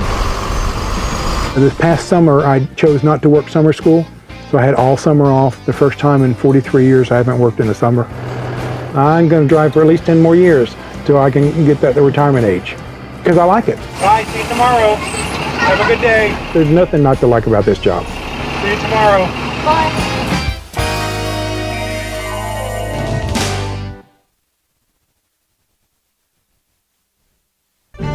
So today we're having the 4th ISD Back in School event here at FWISD at Ridgemar Mall. We are connecting families at kind of a mid-year point back to curriculum and resources that the district and community have. We've got some bags for the families to take home, trying to get families to think about what are some things that we need to focus on now for the school year, but also in the coming school year. Thank you. There is a lot for kids to do here. They can feed the animals, they can get close and personal with the animals and kind of learn about their habitat. They're usually a lot of fun to feed, but since they're taking a nap, they're not going to be eating right now. And where the animal came from, anything from coloring to looking through a microscope. We have really hands-on features. And so this is an American ball python, and this guy's still very, very young. He's less than a year old. Each year we try to find a different community partner, something that you can come out and enjoy time with your family, but it's also a way for us to, you know, connect them back to the school. That's what it's all about for us.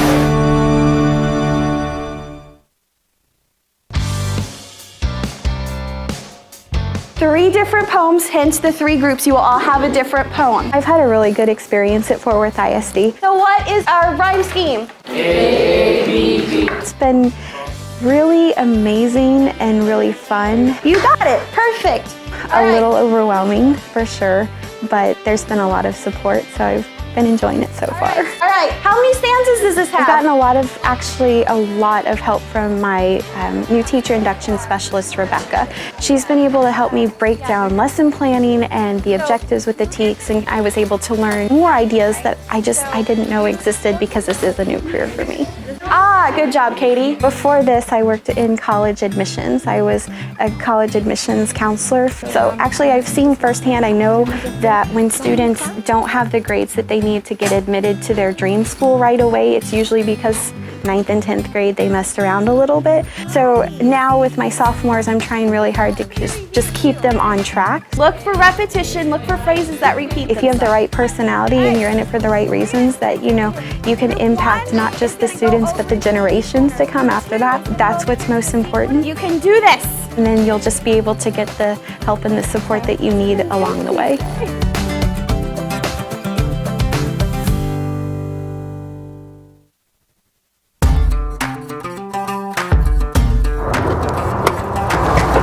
The safety of every kid, adult, staff member here in this building, during the school day is paramount.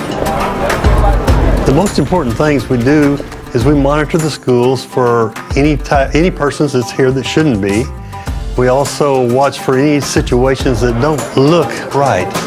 Y'all need to keep moving. Let's keep moving. Most security type jobs, you're by yourself. Here you're actually with the kids and you get to really build a little working relationship with these kids. How you doing, man? Good to see you again. Good to see you. I started out in elementary school about 10 years ago.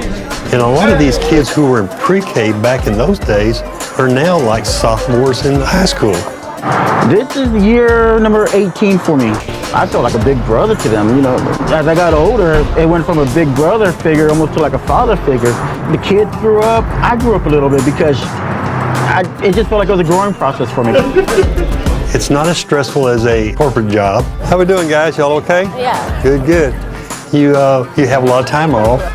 You get to spend a lot of quality time with a lot of good students. This job is important because of the changing world we live in today. We need people around to watch these schools, to protect the kids.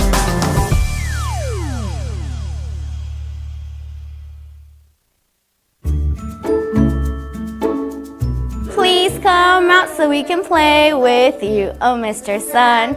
This is my first year teaching.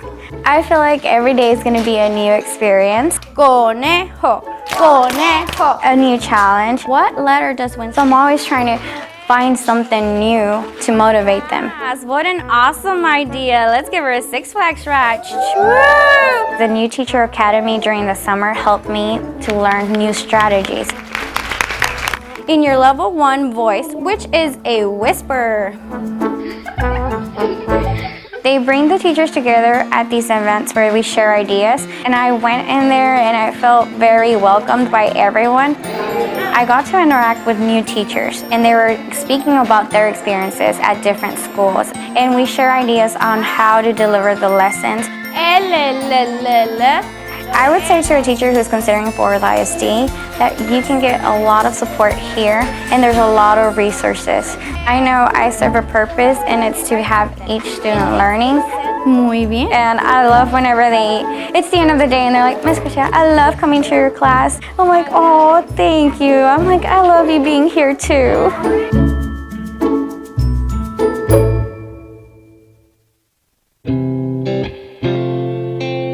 My name is Chantrell McIntyre. I've been driving for Fort Worth ISD for about 17 years. I have to be at work at 6:30.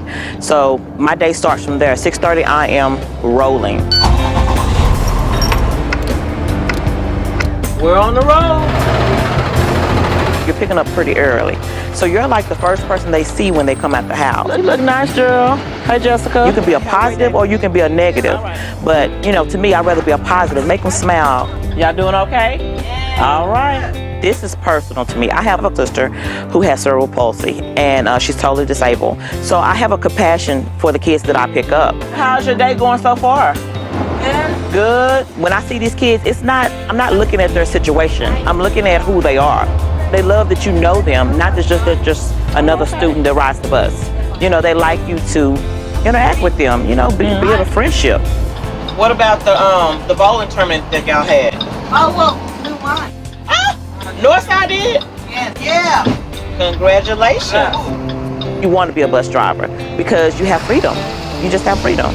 This job is so flexible. With me having kids, I'm able to take them to doctor's appointments. Also, if I just want to hang out with them, I can. You know, it's flexible. I can get extra work, or I can be with the kids. I just love it. All right, Miss Sophia. I feel this is the most precious cargo that you can transport. Tomorrow.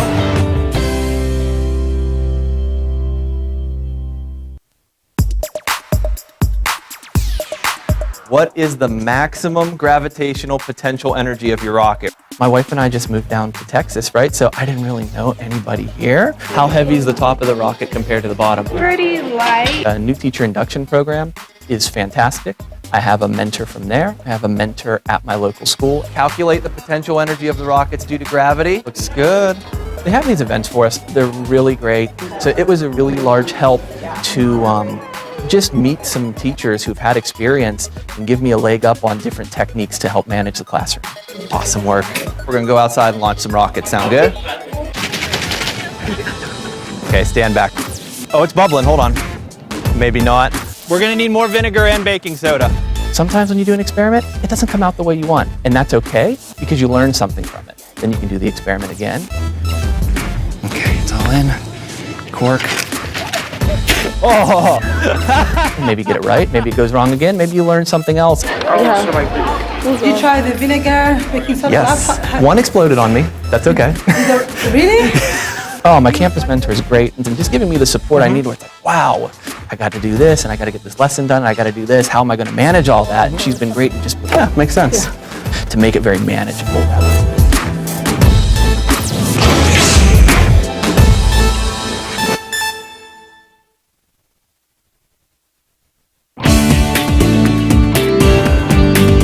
So while you read today, Achieve 3000 provides online differentiated instruction to engage all learners at their individual reading levels and to constantly challenge them to improve their literacy skills. The online content can be used across all grade levels and is available in English and Spanish. Students take an assessment to establish their Lexile level, which measures how difficult a text is or measures a student's reading ability level. Students then read content matched to their Lexile level. They complete regular assessments, and as their reading improves, students are challenged to read more complex Okay, text. do we recognize any of these words? Achieve 3000 can be used in a variety of instructional settings. And because students read articles matched to their Lexile levels, they can participate and be engaged in every lesson. Achieve 3000 helps students build the skills needed for close reading of informational text. Students have activities and answer questions before and after they read an article.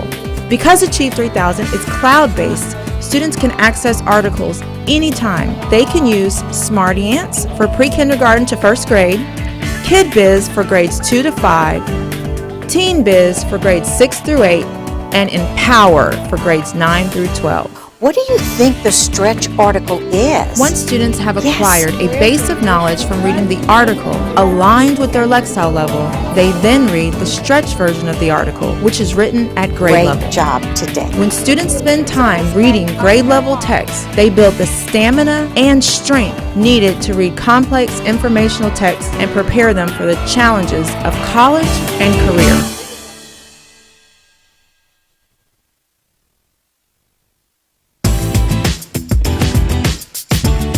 Tell me why your experience has been different. My name is LaTanya Hodges, and I teach 6th grade targeted reading at Jack A. Middle School. The narrative is really just from your perspective, from your point of view. I was actually recruited. I was living in North Carolina. I had never heard of Fort Worth. We want the stories to be rich and juicy. I actually love Fort Worth. I get to share that new city experience with my daughter. Even here at my school, you have this opportunity to kind of have a family, especially for me being home away from home. What looks like family? I have gone to my colleagues here and even my induction specialist. It's okay that I don't know it all. You have the support of the district. You really do feel like you are able to be a successful teacher. Person, I love them with all my heart. There is something so fulfilling about seeing your success through others. Big words, and you're finding that you're reading more books because you're able to read on a higher level. Nice job. It gives you the confidence to keep coming and doing it every day. It does. And if that is anyone's ambition to be successful through student success, I say come to Fort Worth ISD. Another paragraph is something that is about yourself. Well, that was my narrative. I hope it was interesting.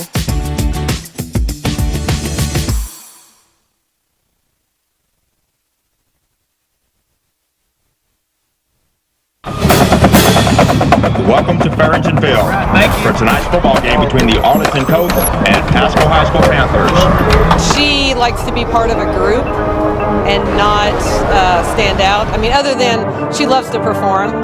Tonight is the last time that the band will perform this particular show during halftime of a football game. Please welcome the Pasco Panthers. These girls are absolutely amazing. I look forward to seeing them every single day, especially Kendall. She's got such a good spirit, and I love coming to see her every day.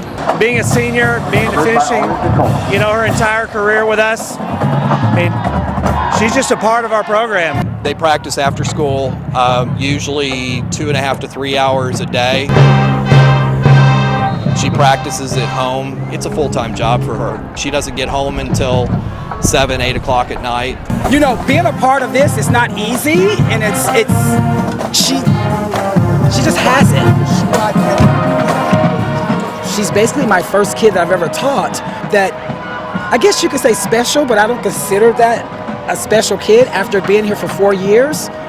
That kid is like everybody else. And Kendall's a senior this year, so this was really her last football performance as part of the color guard.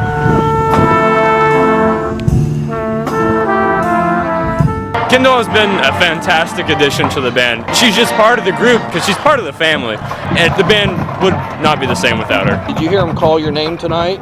Yes. And color guard member of the week is Kendall Walker. You were the color guard member of the week. Yes. As a parent of a special needs kid, this is inclusion the way every special needs parent wishes it would go. When you look out on the field, you can't pick her out from the other kids. How should we end the story on Kendall? Happy after. Amen.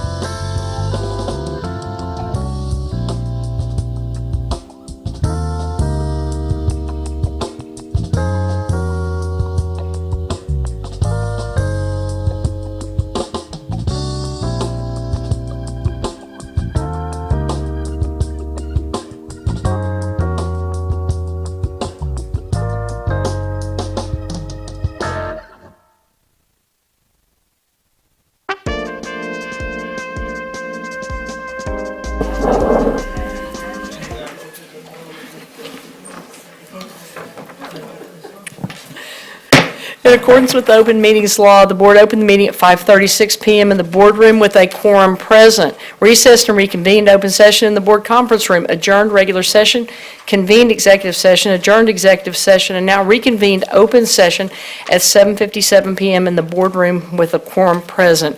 At this time, we are on agenda item 14, accept consent agenda. Do I have a motion? Motion by trustee Moss, seconded by trustee Luibanos. Any discussion? Seeing and hearing none, we can move on to voting. And the motion passes unanimously.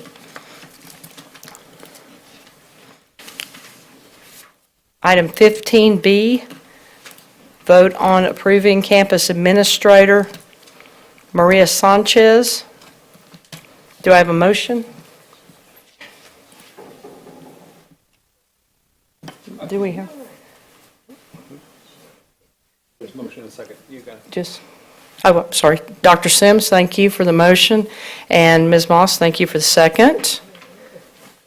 No discussion. Please move to voting.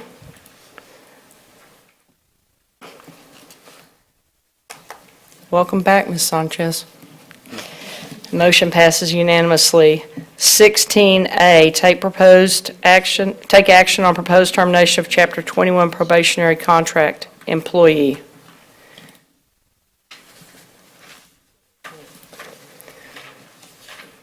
Trustee Sims, do you have a motion?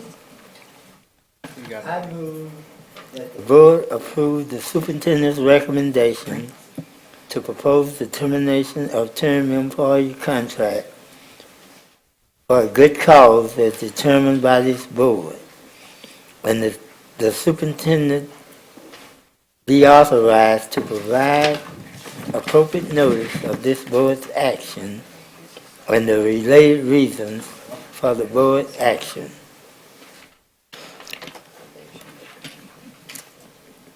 Thank you, Dr. Sims. Moved by Dr. Sims, seconded by Mr. Robbins. Any discussion? Seeing none, please move to voting.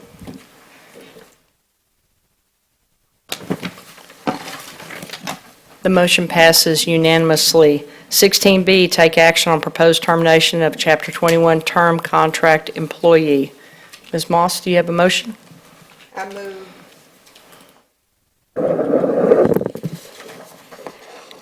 I move that the board approve the superintendent's recommendation to propose the termination of the probationary employment contract of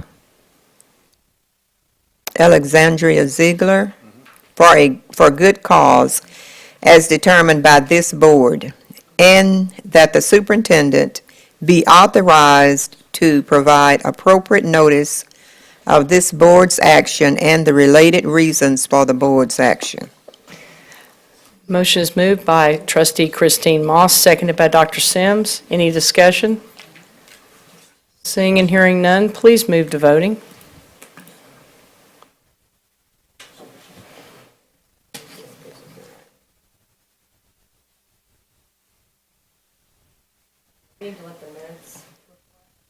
Me down there. We had a resignation on the term contract today, so the only one we needed to take action on was the probationary contract, and we did that with your motion. Yours is the probationary. That's the B1. Okay. Okay, are we good, council? Yes. Hang on one second, with some clarification. First one was 9/8. That's what I thought. Yeah, mine was the first one, probationary contract. Did she say something? Yeah, the problem is they weren't marked with numbers. Do we have the names corresponding to or? The probationary, when you Yeah, did, where is term? TA read the term contract. We're trying to match up names with the kind of contract. We may have. So no probation.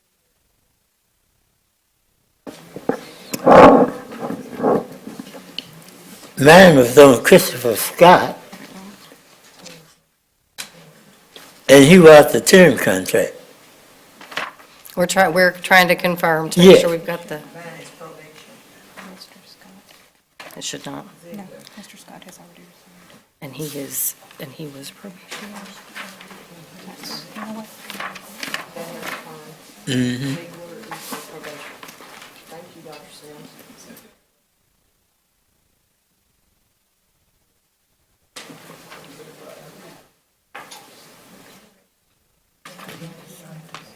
So what kind of contract?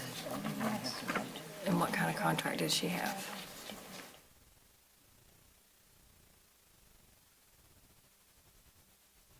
Okay, well, what do we have? We'll come back to this. Yeah, we'll come back. Council, we'd like to move along, and we'll correct it before you depart. Okay. Right. We'll move to 16C. They shouldn't have been passed over. 16C, approve the traditional calendar for the 2018-19 school year.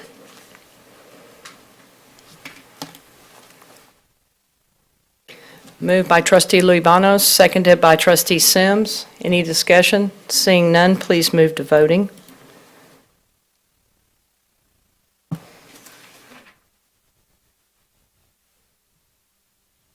Motion passes unanimously.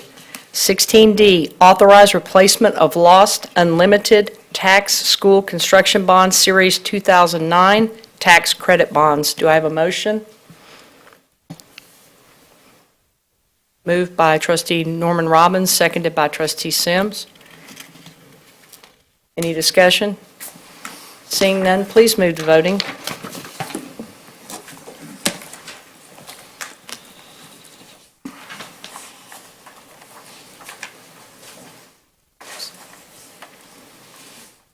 And the motion passes unanimously. 16E. Good. Me. Authorize superintendent to execute the settlement agreement in Fort Worth ISD versus KOC via Grand Bridgewood LLC. Moved by trustee Norman Robbins, seconded by trustee Lubanos. I move that the board authorize the superintendent to execute the settlement agreement in Fort Worth Independent School District versus KOC via Grand Bridgewood LLC et al. Any discussion? Seeing, hearing none, please move to voting. And the motion passes unanimously. 16F, authorize superintendent to execute the agreement for purchase of and acquire title to a portion of the congregation Ahavath Shalom property in accordance with the terms and conditions in closed session. Mr. Lubanos, do you have a motion? I do. I move the board to authorize the superintendent to execute an agreement to purchase the fee simple title of the following described real property, together with improvements. The congregation property, 6 plus or minus acres out of that certain vacant land, portion of lot 1B, Block C, Overton West addition, an addition to the city of Fort Worth, Tarrant County, Texas, according to the plat thereof, recorded in Cabinet A, slide 9944, plat records, Tarrant County, Texas, and 1.5 of the 16 parking lot, for the purpose of securing sites upon which to construct, reconstruct, and to renovate public school buildings or related facilities and improvements, including parking facilities, or for any other purpose which may be deemed necessary by the Fort Worth ISD, to carry out its purpose in accordance with the terms and conditions described in closed session. Moved by trustee Lubanos, seconded by trustee Sims. Any discussion? Seeing and hearing none, please move to voting. And the motion passes unanimously. 16G, approve updated Fort Worth ISD Board Committee chart. 16G.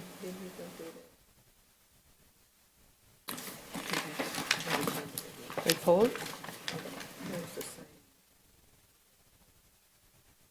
Dr. Sims? Can we have the names of this committee and what they represent, who they represent? It is on page 112. 187 of the packet.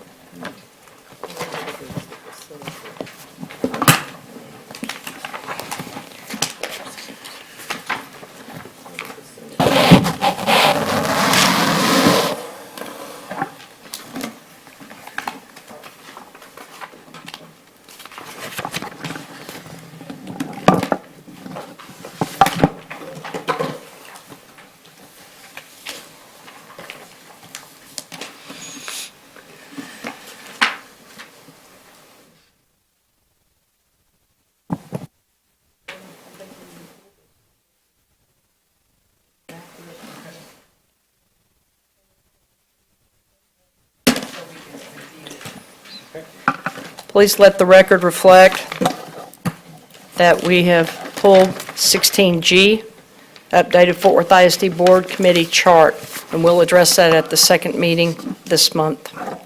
16H, approve resolution declaring public purpose and determination on payroll issues.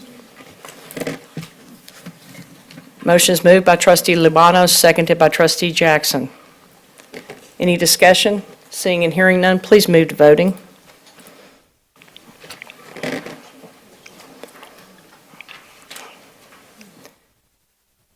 And the motion passes 4 yeas, 1 nay.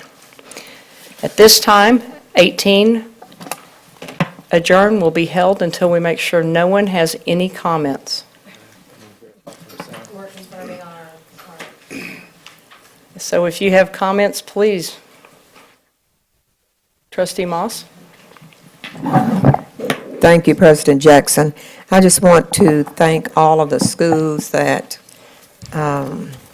supported January as the school board member month and came out and spoke about their appreciation for school board member service. Any other comments? I want to make a comment and thank Carlos Tercios, who brought these tulips by, and I'll put them up here so everyone can see them. This is a young man that's on our equity committee. He also worked very, very hard to pass the largest bond in the history of Tarrant County, I believe with the highest percentage pass rate. Is that correct? And I just want to say thank you to you, Carlos.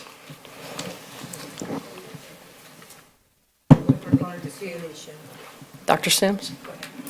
I'd just like to encourage us to support our athletic teams in the playoffs as they pursue greater heights in their athletic processes. That's our basketball teams right now. Thank you, Dr. Sims. Council? With regard to 12, let's see. 12B1, we're going to bring that back at the next board meeting. 16G? No, second. The action item. On the action item for personnel. Yes. In an abundance of 16. caution, in an abundance of caution, we ask that the board bring it back next month, allow us to bring it back next month. Yes, ma'am. Please have the minutes reflect that. Would you like to work on that after the meeting, or would you like to have confirmation now, Ms. Daniels? Ms. Daniels has asked specifically which items so that she can confirm this now. It's going to be the item regarding Ms. Ziegler. Okay, 16B then. Correct? Yes.